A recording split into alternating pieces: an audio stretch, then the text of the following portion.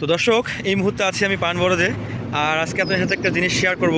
এই যে এই ডোগাগুলো দেখতে পাচ্ছেন না, এই যে এই ডোগাগুলো, প্রত্যেকটা ডোগা দেখেন একেবারে ফ্রেশ, কোনো প্রকারের কোনো কীটনাশক কীট পতঙ্গের আক্রমণ নাই, কোনো মাকড় নাই। এই যে প্রত্যেকটা ডোগা দেখতে পাচ্ছেন একেবারে ফ্রেশ, কোনো পোকা নাই। এই যে প্রত্যেকটা ডোগা দেখেন, মাশাআল্লাহ। এই যে প্রত্যেকটা ডোগা, আপনারা অনেকেই বলতেছেন আপনাদের পানবরজের মাথা কোঁকড়া যাচ্ছে, মাকড়ে আক্রমণ করতেছে। এই যে প্রত্যেকটা ডোগা দেখেন একেবারে রোগমুক্ত, একটা ডোগাতেও। এই যে প্রত্যেকটা ডোগা।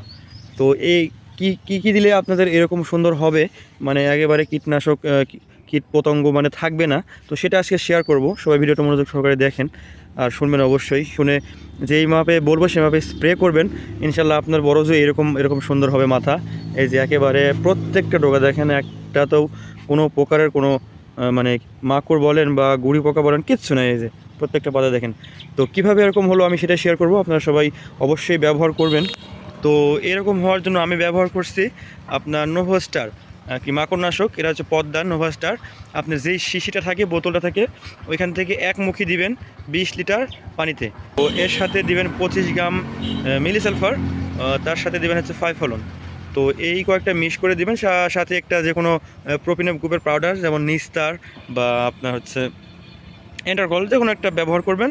দেখবেন এই 2-3 দিনের মধ্যে রেজাল্ট পাবেন। আপনার পানবরজের প্রত্যেকটা ডগা মাথা এরকম হয়ে যাবে, একেবারে মাকড় কীটনাশক মুক্ত হয়ে যাবে আশা করি। এই যে প্রত্যেকটা ডগা এরকম হয়ে যাবে। তো ধন্যবাদ সবাইকে ভিডিওটি দেখার জন্য।